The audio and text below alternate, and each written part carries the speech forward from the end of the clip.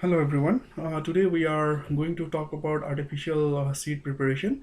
Basically, when we say artificial seed, we are talking about something which we are preparing in a artificial environment, or basically synthetically we are preparing it. So let us see. It's basically a potential technique for plant multiplication and preservation. Now it is one of the promising for propagation of no seed producing plants, transgenic plants and other plants that need to keep superior traits by means of asexual propagation. Now it makes sense because we are talking about artificial seed, so we'll go and target those plants where basically seed production is not available or it's not there. They are basically known as synsets. The term syn is there, it means synthetic, and which was first described by Murashik, a renowned personality in the field of plant tissue culture. He defined artificial seed as an encapsulated single somatic embryo. Now, an artificial seed can also be defined as a somatic embryo that is engineered for the practical use in commercial plant production. Now, let us see the principle and the conditions for encapsulation with alginate matrix. The principle is very simple, where we basically focus on the exchange of ions between the sodium in the sodium alginate and calcium in the calcium chloride solution. Now, alginate is a straight chain hydrophilic colloidal polyuronic acid composed primarily of hydro 3 dimanuric acid residues with 1,4 linkages. So this is basically the composition or the structural integrity of alginate. Now, principle involved, as I said, is very simple. Is that the sodium alginate droplets containing the somatic embryos, when dropped in calcium chloride solution, forms round and firm bits due to ion exchange between the sodium in the sodium alginate with calcium in the calcium chloride solution. Now, there are certain things that needs to be kept in mind, that the rigidity of the capsule basically depends upon the number of ions getting exchanged between the sodium and the calcium. And besides this, the concentration of the two gelling agents also has to be taken care, that is your sodium alginate and basically your calcium chloride, and also the complexing time for the formation of artificial seed. It needs some time, so that time also has to be optimized so that it get a better beat. Now, usually 3% sodium alginate is good enough for to start with. And so calcium chloride is basically your 75 millimolar, and now complexing time is half an hour is good enough for the preparation of artificial seed. Now let us see this particular diagram and try to understand what is and how things are moving as we prepare the artificial seed. Now you can see here the mother plant is there. From there we are taking leaf, basically stem and root. Anyone can be taken. Now those are known as explant. So the term explant, you see it is spelled as explant. So X means something excise. So whatever you take from the mother plant, that becomes your explant. Then obviously this explant is full of contamination in the natural conditions. So what you have to do is that you have to surface sterilize, and the most common surface sterilant is sodium hypochlorite. Basically 4% is good enough.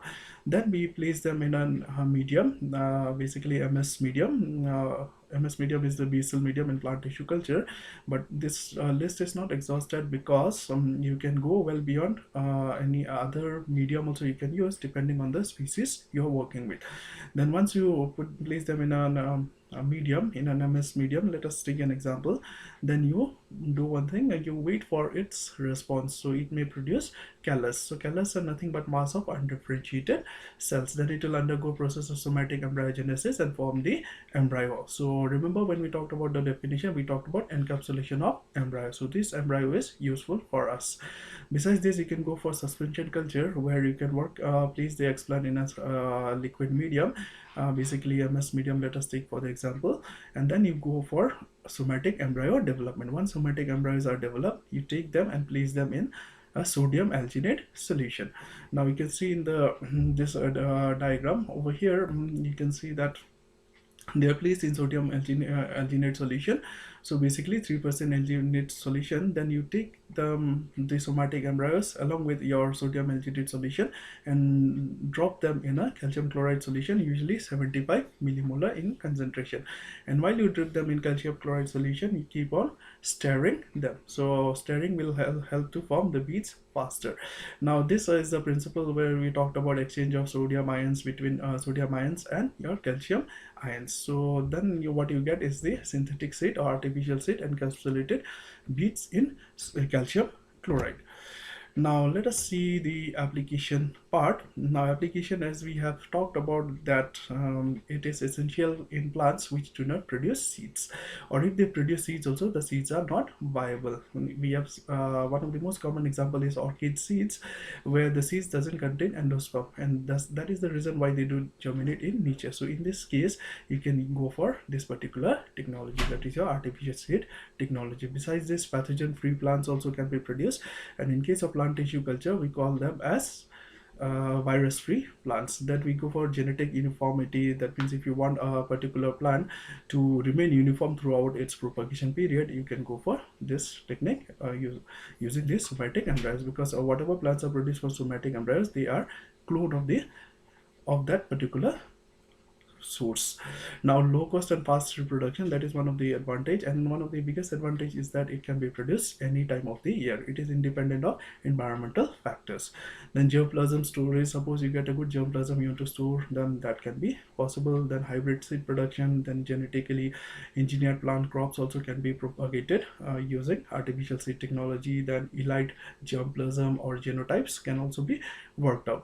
And obviously you are targeting, since you are talking about artificial seed technology, that means you are talking about something where in a plant where seed production is difficult. So these are some of the applications of your artificial seed technology. But however, this list is not exhaustive. You can work well beyond that. So this is what we have worked in our lab. This is the bead formation, and you can see the shoots are coming out. So the shoots are coming out from the beads, and then you see multiple shootings also is possible. Now once these plants are good enough in size, you transfer them in jar bottle. Obviously in this case we have used MS medium, as we say that is one of the basic medium for plant tissue culture. And what and you can see over here that even flowering was also possible. So this is in vitro flowering, and we have achieved through your different tissue culture techniques, and artificial seed technology is one of them. So with this I would like to conclude. Thank you and have a nice time.